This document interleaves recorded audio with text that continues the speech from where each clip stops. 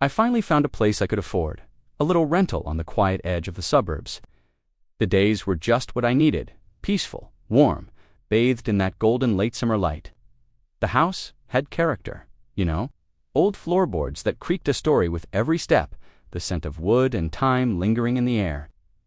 I spent the first day unpacking, feeling a sense of calm settle over me. It felt like a new beginning. But that night, something strange happened. I was scrolling on my phone, about to turn in, when I noticed the time, 12 a.m. A few minutes passed, or at least they felt like they did, and I glanced at my phone again. Still, 12 a.m., I looked up at the old analog clock on the wall. Its hands were frozen on midnight too. A shiver ran down my spine, a cold knot forming in my stomach. I walked to the window, pulling back the curtain. It had started raining earlier, but now the drops were just hanging in the air, motionless, like tiny glass beads suspended on invisible threads. The world outside was a perfect, silent photograph. The next night, it happened again. And the night after that? As soon as the clock struck midnight, everything inside the house just stopped. I started testing it. I'd drop a pen and it would hover an inch from the floor until dawn. I'd turn on the tap and the water would freeze midstream. A glistening, solid sculpture. The first few times it was unnerving, but soon a creeping dread began to take hold. The house itself started to change. One morning I walked down the hallway and there was a door where a blank wall had been the day before. I never dared to open it.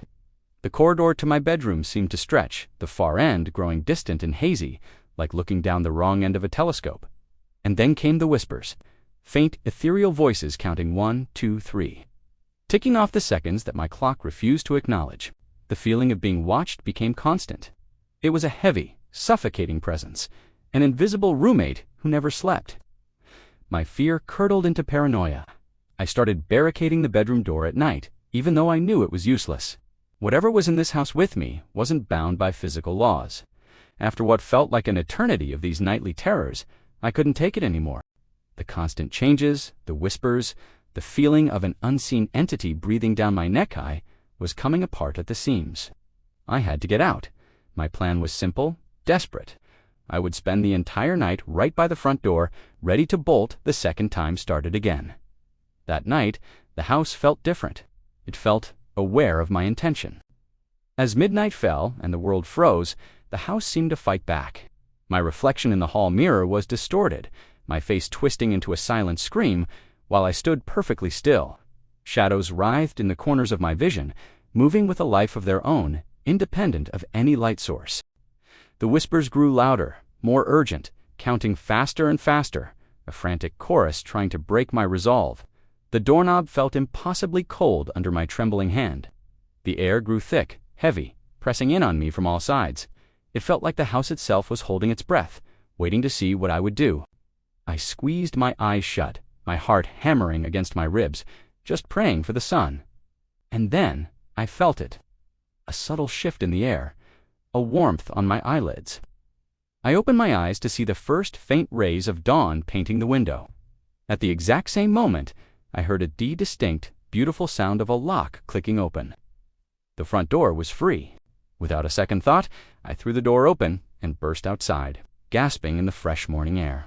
I had survived.